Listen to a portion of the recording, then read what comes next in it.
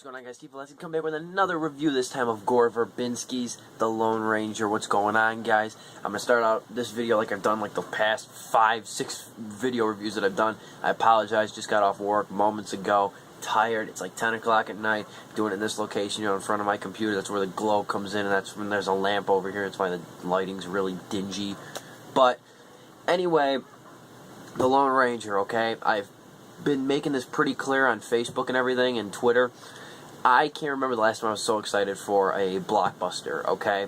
And it is definitely a blockbuster at a budget of $250 million, probably, with maybe another 100 for marketing, maybe more, who knows? Excuse me, but the catch is, though, about this is that in order for this to even become profitable, it has to outgross the highest grossing Western of all time, which is Dances with Wolves, by about $40 million, I read. So, and Dances with Wolves made about $180 million or so, I think it was. I can't remember totally off the top of my head. But I don't know if that's going to happen, okay?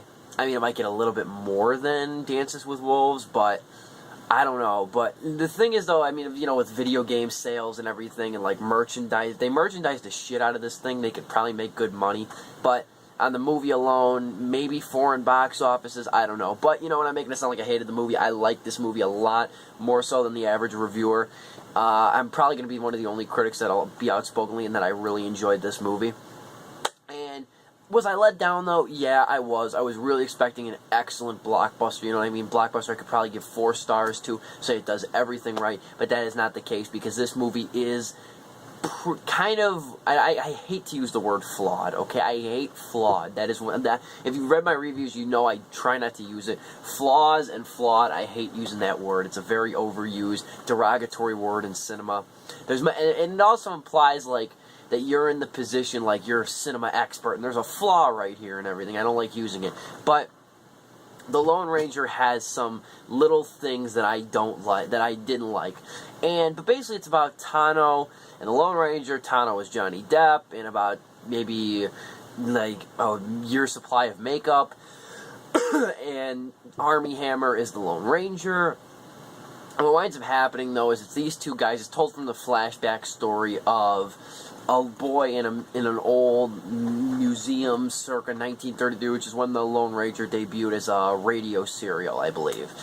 And then, it's hard to explain, but basically it's just them and they're fighting crime, I guess you could say. Okay, there's a lot more to it, but I hate to go into the plot so much and make this video longer than it needs to be.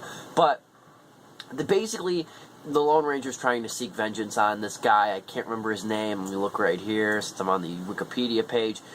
Butch Cavendish. Yes, Butch Cavendish. We're looking for revenge on Butch Cavendish because he killed his brother, okay?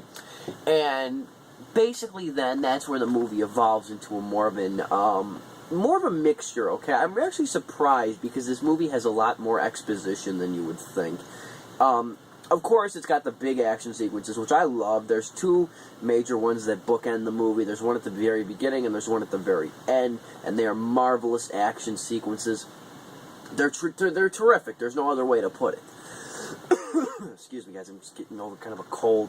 But anyway, though, yeah, that's what I really like, though. The action sequences are marvelous. And plus, the thing about Gore Verbinski, and I've noticed this a lot with his work recently, because I watched Rango. I don't know if Rango really counts, though, as far as what I'm about to say. And I watched the first Pirates of the Caribbean, which I have mixed feelings about.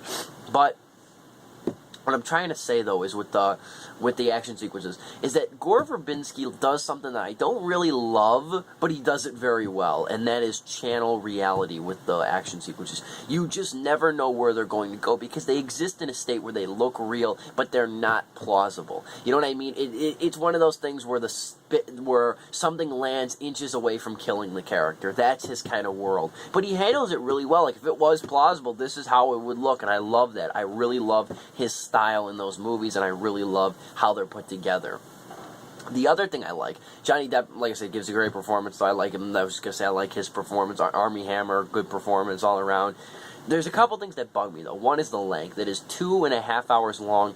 I think this is the longest movie I've seen this year, though. I could be wrong on that one, but I'm not sure. It is long, and it feels every bit as long. Because it's got a very flabby midsection, okay? About like right around the hour mark, it kind of gets a little droning, but then it picks up and it becomes better after about 10-20 minutes. But probably about 20 minutes could have been extracted from this movie, and it could have still been really nice. Because I think not only one of the things, though, is like the Lone Ranger, too. The other thing that it's like the Lone Ranger was never like an enormous character, and I think a lot of people nowadays aren't really going to know who he is, okay? Like me, I made it a priority to go back and watch some of the original Lone Ranger serials. They are very good. I like them. They got the little corniness to them, which I like, but they also got the nice sophistication, too, as far as shows go, which I thought was entertaining as well. Anyway, though, as far as the other, little problems I had with the movie go, the other thing is that Lone Ranger, another critic mentioned this too, but this is the one thing that really bothered me, though, is as far as the Lone Ranger goes, this movie never seems to want to take him seriously. I mean, it has fun with him because he's so kind of like bland and, scrupulous and everything, but the problem is, though, is that the movie doesn't make his qualities admirable. They make him a target of something to laugh at. And that's kind of an issue with me, though, because you're like, he's a hero, okay? But you're laughing at him for being so bland and moral and, possess this moral compass. But then again, he's the title of this movie, and he's and you know what I mean? You're making him out to look like such an idiot for doing that. That's the one issue with the movie that I really noticed.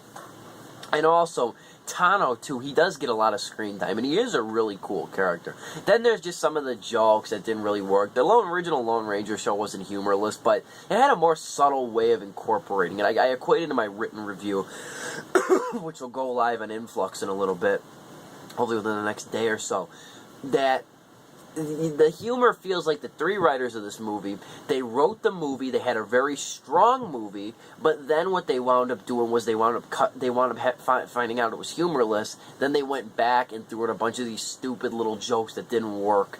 There's a lot of jokes that miss in this movie. There's a couple good ones, like the end line is very good, but there's just not a whole ton in the way of humor in this movie that's actually substantial.